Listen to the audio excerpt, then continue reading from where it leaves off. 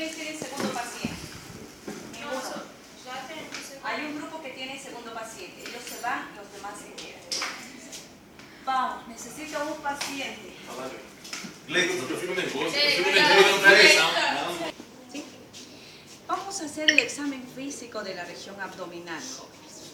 ¿Sí? En el examen físico de la región abdominal también utilizamos inspección, palpación, percusión y auscultación. Solamente, ¿sí?, que la palpación se va a cambiar por la auscultación. Y la auscultación, ¿sí?, la voy a hacer después de la inspección para que, imagínense que yo me ponga a hacer una palpación y después ausculte, ¿no? Voy a modificar algunas estructuras, voy a cambiar algo, posiblemente modifique sonidos que después yo ya no voy a poder auscultar. Por eso es importante que la palpación se vaya al final y venga la auscultación. Pero cuando ustedes hagan su historia clínica, nuevamente, ¿sí?, viene en el lugar que le corresponde. ¿Está claro? Bueno, vamos a hablar primero de la inspección. Cuando yo les digo inspección, lo único que hacen ustedes es ver, ¿sí? Ustedes van a observar todas las características del abdomen. Y la característica del abdomen, la más importante, es la forma del abdomen. La forma normalmente es un cilíndrico, ¿sí?, es un cilindro aplanado en forma antero-posterior. Y por eso decimos el abdomen es plano cuando hablamos de la forma. Es plano, es simétrico cuando un hemiabdomen es igual al otro hemiabdomen, ¿sí? ¿Qué más? El abdomen también puede ser globuloso, aumentado de diámetro. ¿Pero cuándo? Por ejemplo, lo más frecuente, el abdomen es globuloso a expensas de tejido celular subcutáneo en los pacientes que son gorditos. No tengo gorditos. Doctora. Ya. Entonces, a expensas de tejido celular subcutáneo. En ese tipo de pacientes el abdomen es globuloso. Es globuloso a expensas del líquido asítico, ¿sí?, en los pacientes con ascitis. Es globuloso en las mujeres embarazadas, ¿sí? Pero en la mujer embarazada es tan característico el aumento de volumen que se denomina abdomen en obús. Ustedes ya lo hemos visto, ¿no? En obús. Porque si no, ustedes ven a una mujer con el abdomen aumentado de volumen, ¿por qué no dicen esto es ascitis? No, porque es diferente la característica del abdomen, ¿no? Entonces se llama abdomen en obús. Esa es la forma del abdomen. El abdomen, así como es globuloso, puede ser todo lo contrario. Retraído, colapsado, ¿sí? Mucho calor. No sé si no enfría esto, yo no lo siento. No está enfriado. No enfría, ¿no? A ver, vean ustedes. ¿Enfría, no? Igual no siento que... Ahora sí. Ahora sí. Ah, claro, ahí pues. Ya, bueno. Entonces, el abdomen, sí, puede ser retraído, colapsado. A tal extremo, ¿sí?, a tal extremo puede ser colapsado el abdomen, jóvenes, de que algunos autores han denominado como el signo del abdomen en batea. Ustedes abdomen en vacía, creo que dicen, ¿no? Cuando agarraban un vaso de agua, algunos autores dicen que podían depositar el agua y no se derramaba a los lados. Imagínense. En pacientes con enfermedades crónicas como la tuberculosis, el VIH-Sida, el cáncer, ¿sí?, esos pacientes que están sumamente emaciados, ¿sí?, esos pacientes tenían el abdomen muy, pero muy retraído, ¿no? El abdomen es simétrico cuando comparte las mismas características, ¿sí?, tanto del lado derecho como del lado izquierdo, ¿sí? Pero imagínense que el abdomen globuloso solamente puede determinar una sola área. En ese caso ya es asimétrico y el aumento de volumen va a ser a predominio del área que obviamente está afectada. Tenía una paciente que tenía un quiste ovárico gigante en el lado izquierdo, ¿sí?, y el aumento de volumen solamente era en fosa ilíaca del lado izquierdo. Tenía otra paciente que tenía un mioma uterino, ¿sí? Mioma uterino se encontraba en hipogastria, solamente en esa área. Entonces, el aumento de volumen era predominio de hipogastria. Teníamos otro paciente que tenía, ¿sí?, cáncer de cabeza de páncreas, ¿no? Y ahí aparece un signo que se llama el signo de Composite-Terrier, que ya les voy a hablar más adelante, ¿no? Que es el aumento a nivel del hipocondrio derecho. Ustedes palpaban así, o ni siquiera palpaban, se podía observar prácticamente el aumento de volumen de esta área, ¿no? Entonces, esas ya determinan asimetrías en el abdomen, ¿sí? Bueno, esa es la forma del abdomen, esa es la inspección. Y a la inspección también hemos hablado muchos otros signos, manifestaciones hemorrágicas, hemos hablado del signo de la cabeza de medusa, que ustedes van a poder observar. Pero eso es en general lo más importante. Luego de la inspección viene la auscultación. Présteme un fonendoscopio, por favor, jóvenes. Viene la auscultación. ¿Cuál es la forma correcta, ¿sí?, de auscultar el abdomen? En primer lugar, ¿sí?, ustedes para auscultar la región abdominal y para hacer el examen físico, fíjense ustedes, yo a su paciente he tenido que colocarlo de cúbito dorsal o supino, con la cabecita semiflexionada, las piernas entreabiertas, las rodillas semiflexionadas, para que disminuya la contractura muscular del abdomen. Si mi paciente estuviera sin almohada, ¿sí?, obviamente va a haber hiperextensión de la columna. Y al haber hiperextensión, obviamente hay contractura muscular. Entonces tu paciente tiene que estar cómodo para poder realizar el examen físico. Vamos a hacer ahora la auscultación. ¿Cuál es la forma correcta de auscultar? Vamos a tomar como eje la región umbilical y vamos a auscultar en forma de cruz, ¿sí? Y como último punto, sobre la región umbilical. No importa por dónde partan, si de arriba hacia abajo o de abajo hacia arriba, pero siempre tiene que ser en forma comparativa. Esto no es correcto, auscultar, ¿sí? Obviamente esta es una técnica, ¿no? Otros autores dicen que se debería auscultar cuadrante por cuadrante. Sin embargo, se considera que es suficiente auscultar de esta manera y usted ha abarcado toda la región abdominal, ¿sí? Pero así, en forma comparativa. Tampoco esto es correcto, ¿no? Eso no es correcto. Tiene que ser comparativa. Esta con esta. Epigastrio con hipogastrio y después sobre la región umbilical. ¿Por qué les enseño incluso a auscultar? Es más, yo me acuerdo desde semiología 1, incluso les he dicho cómo tienen que agarrar el fonendoscopio, ¿no? Fonendoscopio, la membrana diafragmática dirigida hacia la parte interna del cuerpo, la parte auricular y las olivas la van a empujar hacia adelante para que tenga el mismo sentido y dirección del oído, ¿no? Todo eso se fijan en un examen de grado. En examen de internado se fijan, no saben agarrar fonendoscopio, no saben agarrar el tensiómetro, no saben tomar el pulso. Imagínense en un examen de grado, ¿sí? Y aparte que uno así se vuelve organizado, se vuelve rutinario y después ya lo hace automáticamente, que eso es lo correcto, ¿no? Porque imagínense que uno venga a ver, voy a auscultar. Listo, ¿no? Ay, pobre, ¿no? Hasta el paciente se lleva una mala impresión de ustedes. Entonces, ustedes sean organizados y empiecen a auscultar de esta manera. Los ruidos, ¿sí?, que ustedes van a auscultar son conocidos como los ruidos hidroaéreos, que normalmente nos encanta abreviar a nosotros los médicos, ¿sí?, que en semiología se denominan borborismos, ¿sí?, pero la mayoría ya lo denomina ruidos hidroaéreos. Normalmente los ruidos hidroaéreos, jóvenes, en la literatura dice que debería haber 3 ruidos intestinales por minuto, imagínense. Pero yo alguna vez he llegado a auscultar mi estómago y resulta que un ruido intestinal me duró 1 minuto y medio, me pasé uno solo, ¿no? Tenía hambre.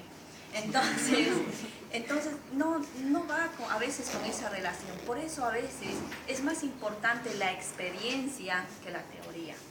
Yo les digo siempre, tengan un momentito de descanso, de reposo en su cuarto, ¿sí?, y empiecen a escuchar su abdomen antes, y el corazón igual les digo, ¿no? El abdomen antes de comer, después de comer, cuando ustedes tengan hambre, cuando no tengan hambre, y ustedes van a ver cuál es la diferencia. Porque es imposible reconocer patologías cuando ustedes ni siquiera conocen lo normal, ¿no? Primero reconozcan lo que es normal para poder reconocer lo patológico. Los ruidos hidroaéreos, ¿sí? Dentro de las características normales, ustedes la describen como ruidos hidroaéreos positivos, normoactivos, normoperistálticos. Ponen eso en su historia clínica, ¿no? Normoactivos, normoperistálticos. Eso es normal. Pero los ruidos hidroaéreos pueden incrementarse, aumentarse, y ustedes van a hablar de hiperactividad intestinal o de hiperperistaltismo intestinal. ¿Cuándo va a haber hiper? Fisiológicamente, ¿sí? Porque hay procesos fisiológicos y patológicos. Fisiológicamente, los ruidos hidroaéreos se pueden incrementar cuando tienen hambre, les acabo de decir. Cuando tienen hambre, los ruidos hidroaéreos se van a incrementar. Después de comer, ¿sí? Escuchen su estómago y va a aparecer una revolución ahí adentro, ¿sí? Entonces, los ruidos hidroaéreos se incrementan, pero como es un proceso fisiológico, obviamente no existe dolor, ¿sí? Los procesos patológicos con hiperperistaltismo intestinal provocan dolor, ¿sí? Y esos son los famosos cólicos. Cólicos biliares, cólicos intestinales, incluso los cólicos menstruales provocan, sí, obviamente aumento del peristaltismo intestinal. Por eso que muchas mujeres cuando estamos con nuestra regla nos da diarrea o por lo menos caminamos con el estómago flojo, como decimos, ¿no? ¿Por qué? Porque se contagia, ¿no? Se incrementan el peristaltismo intestinal, ¿sí? Las diarreas, ¿qué decir, no? Todo lo contrario del hiperperistaltismo es el hipoperistaltismo, la hipoactividad intestinal. ¿Cuándo va a haber hipoactividad intestinal? Igual, procesos fisiológicos y procesos patológicos. Fisiológicamente, ¿sí? Puede haber hipoperistaltismo intestinal cuando, ¿sí? Cuando estamos durante el sueño. Digo durante el sueño, porque si yo digo durante la noche, muchos no duermen en la noche, ¿no? Entonces, pasan ahí disfrutando, ¿sí? La noche, entonces, de fiesta, parrandeando por algún lado y obviamente no durmieron, ¿no? Pero durante el sueño disminuye el peristaltismo intestinal, durante el sueño. Disminuye todo nuestro metabolismo, disminuye la frecuencia cardíaca, disminuye la respiración, disminuye la temperatura corporal, ¿no? Por eso que muchos dicen, no, anoche ha hecho frío. No, anoche yo estaba feliz bailando toda la noche y otra que estaba en su cama estaba encolchada. ¿Por qué? Porque disminuyó tu metabolismo, ¿no? Entonces, por eso es de que obviamente también se afectan los ruidos intestinales. Los ruidos intestinales pueden llegar a disminuir hasta el extremo de desaparecer por completo. Y ahí ya es patológico, ¿sí? Y nosotros denominamos como ilio paralítico. Ilio paralítico, ¿sí? ¿Cuándo va a haber ilio paralítico? Postquirúrgico, ¿sí? Postquirúrgico puede haber un ilio paralítico, ¿no? Por eso dice, ¿no? Después de la cesárea, después de tal cirugía, 2 horas sin comer, y la paciente desesperada de comer, ¿no? No, ¿por qué? Porque su intestino está paralizado, el paciente va a comer y va a vomitar, se va a distender el abdomen, ¿sí? No puede comer. Después, ¿cuándo? Hay ilios metabólicos, ¿sí? Tenía un bebé que empezó con diarrea, vómitos, bajó sodio, potasio, hizo ilio metabólico. Paralizado, el intestino paralizado, lleno de gases, el abdomen timpánico, pero cero movimiento intestinal. Es más, hasta pensábamos que se trataba de una apendicitis aguda, pero era un ilio metabólico, ¿sí? Las famosas peritonitis por irritación del peritoneo parietal también provocan ilio paralítico. Entonces, en esos casos, obviamente, ¿sí? Ya es quirúrgico, ¿sí? Ahora, mucha gente me pregunta, pero doctora, de aquí, de una hipoactividad a un ilio paralítico, ¿cuánto tiempo tarda? Nunca se sabe, nunca se sabe. Una cosa es bien clara, ¿sí? De que, por ejemplo, el ilio paralítico siempre tiene que llamarnos la atención, o la hipoactividad intestinal tiene que llamarnos la atención. Viene un paciente con dolor de fosa ilíaca derecha. Lo primero que se me viene a la cabeza a mí es apendicitis aguda, ¿sí? Pero si yo ausculto y resulta que en vez de ilio o hipo hay hiperactividad, yo dudo, busco otra causa. Obviamente la voy a agarrar la apendicitis para descartarla. ¿Por qué? Porque la apendicitis aguda causa irritación del peritoneo y se supone que primero tiene que provocar hipoactividad intestinal y después pasar a ilio paralítico. Y resulta que está con hiper, no coincide. Muchos pacientes, ¿sí? Yo he recibido muchos pacientes de provincia, de otros centros médicos con el diagnóstico, paciente con Bloomberg positivo, ahorita vamos a ver Bloomberg positivo, diagnóstico apendicitis aguda. Escuchamos y el estómago una revolución. No, era todo menos apendicitis, ¿no? Todo tiene que coincidir, jóvenes, todo. La inspección, la auscultación, la palpación, tu laboratorio, los signos, los síntomas del paciente tienen que ir. No nos podemos dejar, ¿sí?, llevar por un solo signo, ¿sí? Todo tiene que coincidir. Por eso son técnicas que se deben hacer así. Si no, yo solamente haría para la palpación y ya, ¿no? ¿Dónde va la auscultación? Entonces, ustedes tienen que tener mucho cuidado, ¿no? Ahora, ¿qué más? Esa es la auscultación. Vamos a hablar ahora de la percusión. ¿Cómo se hace la percusión? En primer lugar, la percusión, ¿sí? Existen dos técnicas. La técnica directa, ¿qué es esta? ¿Duele? ¿Molesta? ¿Pero no molesta? ¿O es mejor esta? Esta es mucho mejor, ¿sí? Si bien la técnica directa es más fácil para nosotros, es más molesta para el paciente. Yo ya les he dicho alguna vez, ¿no? Yo alguna vez le hice algo así a un ancianito y el ancianito dijo que yo lo había pegado. Yo le hice eso a un niño y el niño empezó a llorar. En cambio, cuando yo le hago así, molesta menos, ¿no?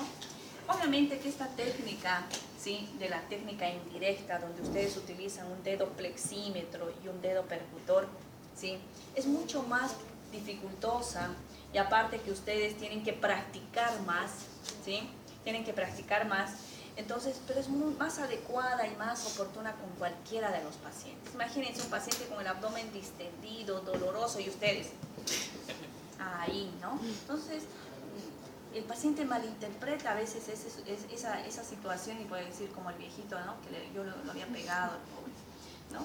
Entonces tengan mucho cuidado con esa situación. Bueno, vamos a ver cómo se percute. En primer lugar, yo voy a tomar como referencia los puntos o las líneas torácicas, sobre todo la medio clavicular, ¿sí?, y la medio esternal en forma descendente hacia la región abdominal. Y la forma correcta de percutir es sobre estas líneas. O sea, esto es... Vamos a hacer con dos dedos para que ustedes escuchen. Esta es la forma correcta de percutir, en forma descendente. No es ahí, en forma descendente. Ustedes tienen que empezar a percutir. Vienen acá y otra vez, ¿sí? Esta es la forma correcta de percutir. Ahora, ¿sí?, lo más importante de percutir es recordar qué órganos se encuentran debajo de cada cuadrado. Para eso les he hecho estudiar esa tablita. Es un poquito anatomía nada más, ustedes ubicarse y concentrarse. Yo alguna vez les he dicho, les pongo un caso clínico y les pongo paciente que viene con dolor a nivel de fosa ilíaca derecha, colecistitis aguda. Yo me quiero morir, o si no hablo de otra cosa, a nivel de epigastrio, infección urinaria. Ay, no, yo dije, este chico está al revés, está en dextroversión, dextrovertido, ¿no? Entonces, pasa que ustedes hasta por anatomía tienen que ubicarse, tienen que fijar su edad, tienen que fijarse el lugar donde menciona el dolor el paciente, ¿no? Entonces, quiero que empiecen a recordar los sonidos de cada uno de los órganos y quiero que empiecen a acostumbrarse. Por ejemplo, hipocondrio derecho, lo más sobresaliente es hígado, ¿no? Entonces, el sonido del hígado es más. Escuchemos un sonido más. Ahora escuchen un sonido timpánico. ¿Es o no es diferente? De nuevo. Igual. De nuevo, venga por acá. Escuche. Escuche timpánico primero. A ver, vamos a ver. ¿Escuchó timpánico? Ahora escuche más. El sonido mate es un sonido más apagado, más grave. En cambio, el sonido timpánico es un sonido más abierto, más agudo. ¿Se sintió o no se sintió? A ver, de nuevo, venga, ya me hizo dudar. ¿Si escuchó o no escuchó? A ver. Estoy haciendo con la misma fuerza, ¿no? Para que ustedes... ¿Escuchó? Ahora vamos a esto. De nuevo, a ver, otra vez. Vamos a fondo. ¿Siente esa diferencia? Este sonido es más apagado, más bajito, más grave. Y esto es mucho más agudo, más abierto, ¿no? Entonces, practiquemos, vayamos practicando, ¿sí? A percutir, ¿no? Para que ustedes empiecen a diferenciar los sonidos, ¿sí? La percusión también es una técnica que da muchos datos de gran valor semiológico, ¿sí? Imagínense, resulta que esta zona, que es hipocondrio derecho, se caracteriza por un sonido mate. Imagínense ustedes percutir timpánico en esta área. La desaparición de la matidez hepática tiene nombre, se llama el signo de Joubert y el signo de Chilaiditi, ¿sí? Solamente que en el signo de Joubert, ¿sí? En el signo de Joubert, la desaparición de la matidez hepática es por perforación de víscera hueca. Una úlcera péptica perforada, un intestino perforado, una vejiga perforada, ¿sí? Que está permitiendo el paso de aire a la cavidad abdominal, puede provocar la desaparición de la matidez hepática, ¿sí? En cambio, en el signo de Chilaiditi, ¿sí? La matidez hepática desaparece por interposición del colon. Si ustedes recuerdan un poquito, aquí está, colon ascendente, colon transverso, descendente, asa sigma, recto y llano, ¿sí? Resulta que cuando hay un proceso obstructivo, que puede ser un fecaloma, un vólvulo, una brida o adherencia, ¿sí? Que está impidiendo el trayecto normal, ¿sí? del contenido del colon, está obstruyendo, por eso es obstrucción intestinal o oclusión intestinal. Obviamente todo su contenido se va a retener acá, ¿sí? Y como esta materia fecal, que prácticamente a este nivel ya es materia fecal, ¿sí? Tiene un alto contenido de bacterias, empiezan a producir una gran cantidad de gases, de aire, ¿sí? Y este es el ángulo hepático y este es el ángulo esplénico. El ángulo hepático, ¿sí? Se sobrepone al hígado y lo que usted está percutiendo acá es colon, no es hígado, ¿no? En oclusión intestinal se llama signo de Chilaiditi y en perforación de víscera hueca se llama signo de Joubert. Ahora otros me dicen, pero doctora, ¿cómo yo voy a saber qué signo es esto? ¿No? La historia clínica tiene que ser el antecedente, tiene que ser su mejor parámetro para saber.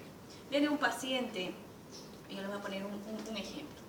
El otro día, ya hace mucho tiempo, el año pasado, aquí cerquita de esta gasolinera que ven ustedes en la esquina, hay un pequeño segmento que es muy oscuro en la noche.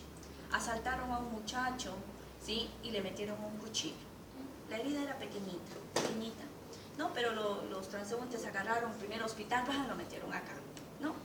El chico tenía una herida más o menos de 2 o 3 centímetros, era pequeña, ¿sí? Solamente que yo no sabía cuánto había penetrado.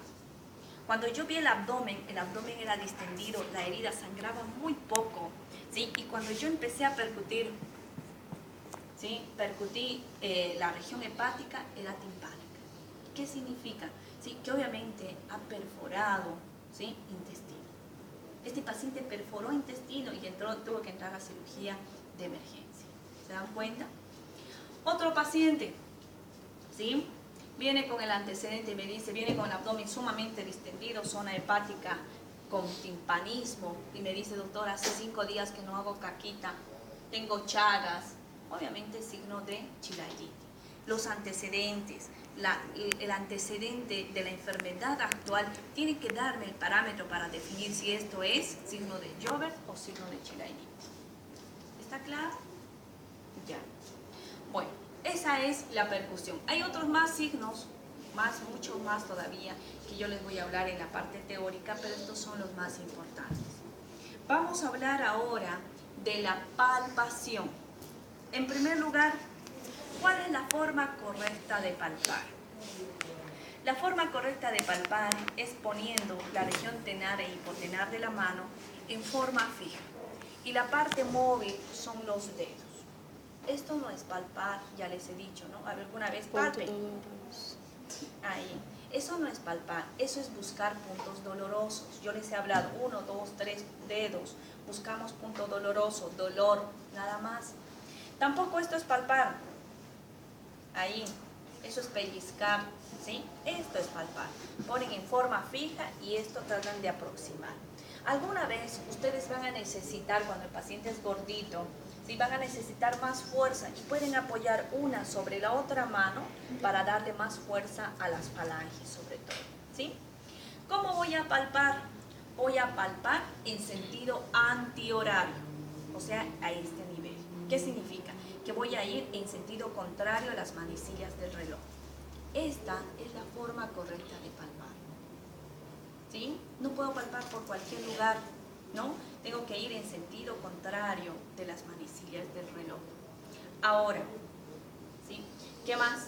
Es importante que cuando empiecen a palpar, partan de un foco equidistante al foco del dolor. Mi paciente me dice, doctora, me duele fosa ilíaca derecha. Yo voy a comenzar de otro lado. No se tienen que dejar convencer con su paciente. A mí me han tocado pacientes que voy a palpar, revisar. No, doctora, no me duele acá, me duele acá. Sí, pero yo voy a llegar a ese lado. Ahorita le llego, no se preocupe, la voy a revisar, ¿no? Pero a veces el paciente es insistente, no estoy acá y me llevaba la mano al otro lado. No, me duele acá, acá. No, ustedes no tienen que dejarse convencer, tienen que estar seguros de lo que están haciendo. Entonces, no, yo voy a llegar ahí, no se preocupe, ¿no? Entonces uno tiene que empezar a palpar, siendo que lo último que le va a llegar a palpar va a ser esa área. ¿Para qué? Imagínense que este es el foco de dolor y yo comienzo a palpar porque me dejé convencer o porque me olvidé, directamente el lugar del foco del dolor. El dolor se va a irradiar y va a provocar un mecanismo de defensa con contractura muscular y resulta que después yo no voy a poder palpar. Venga acá, traiga la mano. Está grabando ya, de modo. Palpe, palpe, eso, ahí. No tanto, con rabia, ¿no? Ahí, eso, ahí, tranquilo, eso, así, miren. Ahí, tranquilo, ahí. Ahí, tranquilo. Siempre tengo que exacto, poner ahí, primero tener y poner exacto, tener ahí y ahí. después los dedos. Sí, pero no haga eso, no, ahí, tranquilo, ahí, tratando de penetrar. Esa es la forma correcta, ¿sí? Ahora, palpe. Otra no. Ahí, exacto. Ahora, ponga duro el abdomen, como si estuviera defecando. Palpe de nuevo. Palpe. ¿Se puede palpar? No. Esto es la defensa muscular. Obviamente que esto es una situación provocada. Yo le he pedido al paciente que haga eso. Pero cuando yo provoco la defensa muscular, no es voluntaria, es involuntaria, ¿sí? Pero eso es por una mala técnica palpatoria, ¿sí? Pero existe un signo que se llama el signo del abdomen en tabla, que ese va a aparecer sin necesidad que yo haga una mala técnica. Yo he hecho bien todo y resulta que desde el principio el abdomen es duro. Ponga duro, por favor. Palpe. Thaisa Caroline, por favor. Sí.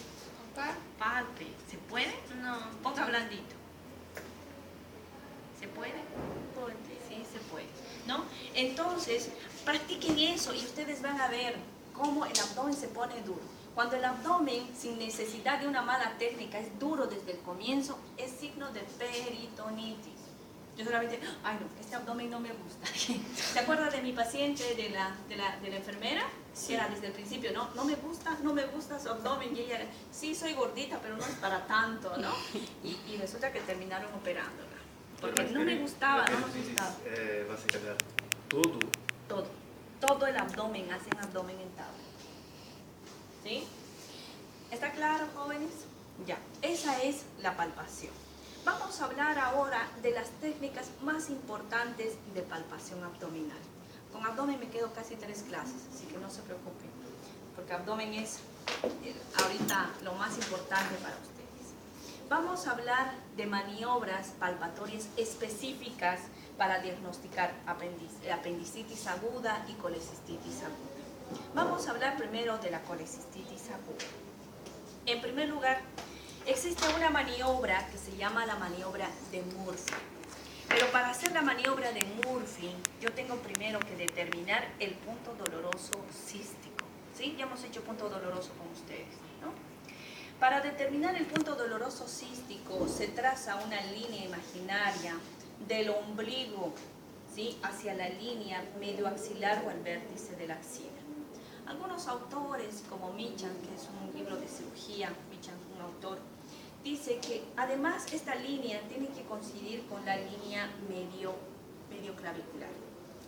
Pero coincide, exactamente coincide. En el momento que esta línea atraviesa el reborde costal, este es el reborde costal, miren, ¿sí? Este es el punto doloroso cístico. Punto doloroso cístico, ¿sí? Punto doloroso cístico, 1 o 2 dedos comprimen y tiene que haber dolor, ¿sí? Pero los puntos dolorosos, ¿sí?, son puntos inespecíficos. Existe una maniobra más compleja y más específica para esta patología, que se llama el signo de Murphy. Tengo Murphy por acá. Murphy. Ahí. ¿Cómo se hace? Paciente de cúbito dorsal, con todas las recomendaciones que les he dado. El médico tiene que estar ubicado a la derecha del paciente y a la altura de la pelvis del paciente. Y sobre el punto doloroso cístico se tiene que hacer una compresión bimanual. Esta es la maniobra original que Murphy describió, ¿sí? Una compresión bimanual en dirección cefálica. ¿Qué significa? En dirección a la cabeza de mi paciente.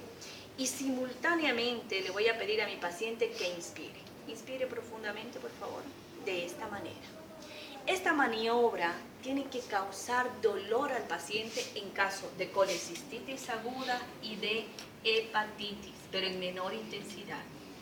¿Qué es lo que pasa?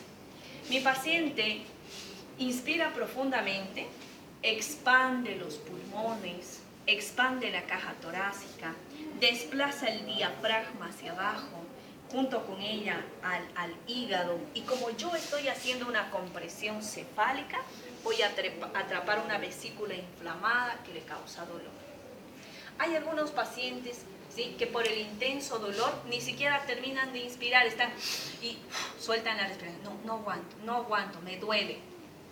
No toleran inspirar completamente, ¿no?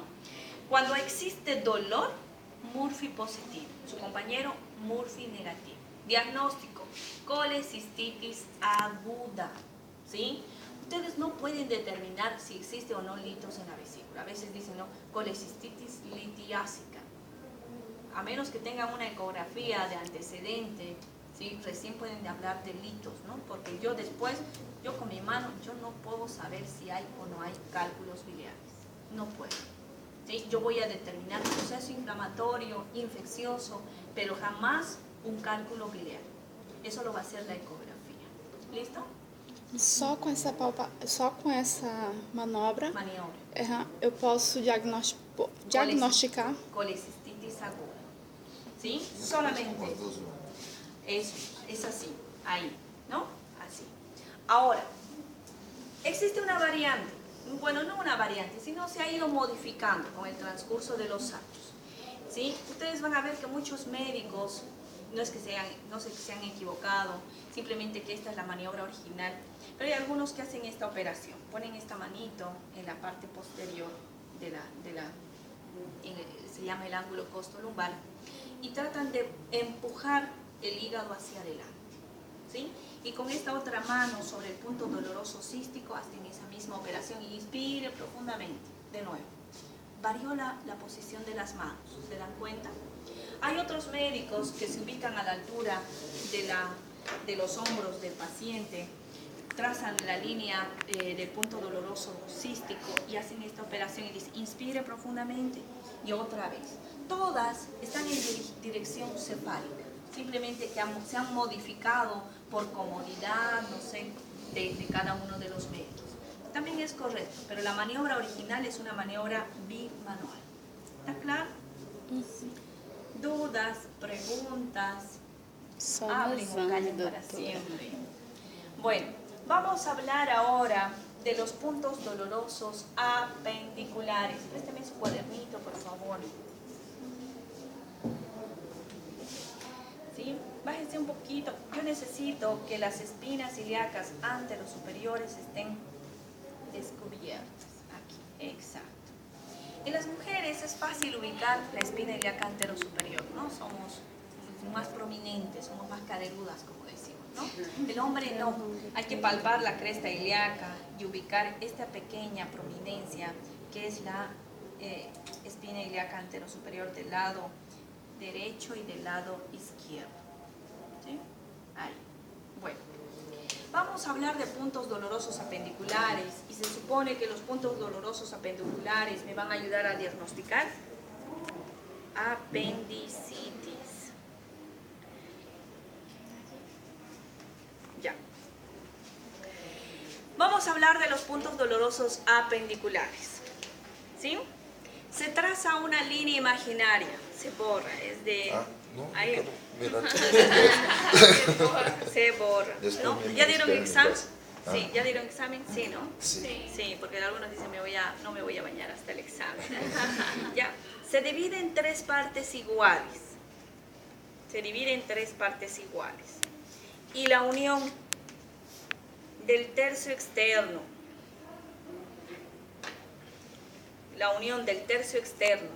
con los 2 tercios internos del lado derecho, porque al lado izquierdo no existe apéndice, ¿no? ¿Sí? La unión la unión del tercio externo con los 2 tercios internos es el punto doloroso de McBurney. Punto doloroso de McBurney. McBurney dicen en inglés. McBurney. McBurney. La unión sobre esta misma línea, ¿sí? Pero en el tercio interno, con los 2 tercios externos, es el punto doloroso de Morris. Se traza una línea biiliaca. Biiliaca significa del lado izquierdo al lado derecho, sobre las espinas ilíacas anterosuperiores. Obviamente son líneas imaginarias que yo se las hago reales para que ustedes no se olviden, ¿no? No las vayan a trazar así a sus pacientes. ¿Sí? Dividen en 3 partes iguales. Y resulta, ¿sí?, que esta división coincide con los bordes externos de los rectos anteriores. Haga fuerza, ¿ven? ¿Sí o no? Coincide, ¿no?, con el borde externo de los rectos, listo, de los rectos anteriores, ¿sí? Y la unión de estos 3 puntos, este es el punto doloroso de Lanz. Y la unión de estos 3 puntos dolorosos forman el triángulo apendicular. ¿Sí? ¿Por qué existen 3 puntos dolorosos y yo tengo solamente un apéndice? Porque el apéndice puede variar en su localización o en su posición. Puede ser retrocecal, puede ser lateral ascendente, descendente. ¿Sí? Y el descendente se denomina apéndice pelviano. ¿Sí? Y determina la aparición de estos 3 puntos dolorosos. Y para los que son cirujanos, esta es la vía de abordaje, ¿no? Entonces, ustedes han determinado el triángulo apendicular. ¿Para qué me sirve? Estos son puntos dolorosos, igual que el cístico, son puntos inespecíficos. Pero existe una maniobra que se llama la maniobra de Blumberg, ¿sí?, la cual, en primer lugar, se divide en Blumberg localizado y Blumberg generalizado. Vamos a hablar del Blumberg localizado. El Blumberg localizado dice, debe realizar una compresión a nivel de fosa ilíaca derecha o sobre el triángulo apendicular.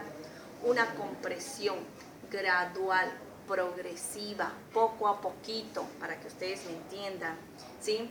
Y esta técnica le causa dolor al paciente, pero el dolor se intensifica más a la descompresión brusca. De nuevo, una compresión gradual, progresiva, ¿sí? Causa dolor, pero el dolor se intensifica más a la descompresión brusca. Este signo también se llama el signo de rebote. Pero ojo, ¿no? Que el dolor tiene que intensificarse cuando ustedes liberan. Imagínense que ustedes comprimen, sí, me duele, descomprimen. Me calmó el dolor. Entonces es Bloomberg negativo. El dolor tiene que volverse más intenso a la descompresión brusca. ¿Está claro? Ese es el Bloomberg positivo. El Bloomberg positivo me habla de apendicitis, ¿sí? Apendicitis aguda, peritonitis localizada, ¿sí? Ese es el diagnóstico. Imagínense la misma técnica, la misma maniobra del Bloomberg, pero en otro segmento del abdomen. Una compresión gradual, progresiva, poco a poquito, ¿sí? Libero y hay dolor, Bloomberg positivo. Vengo a otro lado, compresión gradual, progresiva, ¿sí? Y Bloomberg positivo. El Bloomberg se ha generalizado. Y en este caso, obviamente, el diagnóstico es más complicado. Ya no es solamente apendicitis aguda, peritonitis localizada. No, ya no. Aquí el diagnóstico es peritonitis generalizada. Y ojo, peritonitis no solamente hay por apéndice perforado, sino también hay por, no sé, un empiema vesicular perforado, un fecaloma perforado, ¿sí? Una úlcera péptica perforada, ¿sí? Cualquier cosa que contamine la región abdominal puede provocar, ¿sí? Peritonitis generalizada. ¿Está claro? ¿Sí? Cuando el Bloomberg es generalizado, el signo se llama el signo de Guineau-de-Mus. ¿Sí? El Bloomberg generalizado es el signo de Guineau-de-Mus. ¿Está claro? ¿Dudas? ¿Preguntas? Dependendo de los puntos que yo encuentre, ¿será mi cirugía? ¿Será mi técnica cirúrgica o no? ¿Técnica de no, esta es solamente el plano de abordaje. Solamente para el plano, para lo que ya, cuando ya se ha determinado clínica y laboratorialmente tu apendicitis, esta va a ser tu línea de abordaje. Nada más. ¿Sí? Vos ya como cirujano vas a ver qué línea vas a ocupar dependiendo qué punto doloroso está más activo. Si es pelviana, generalmente te vienes acá. Si es otro punto, utilizas este otro punto. Para eso es. Pero eso ya es un poquito más de cirugía, ¿no? ¿Está claro? ¿Tienen dudas, preguntas? Nada. Jóvenes, la próxima clase tengo que continuar. Abdomen es un poquito prolongado. Me faltan muchas cosas de abdomen. Son 3 clases de puro abdomen, técnicas palpatorias hepáticas, todo. ¿Sí? Ustedes tienen que tener 3 pacientes y recién yo voy a quedar tranquila. ¿Ya? Vamos a quedar aquí.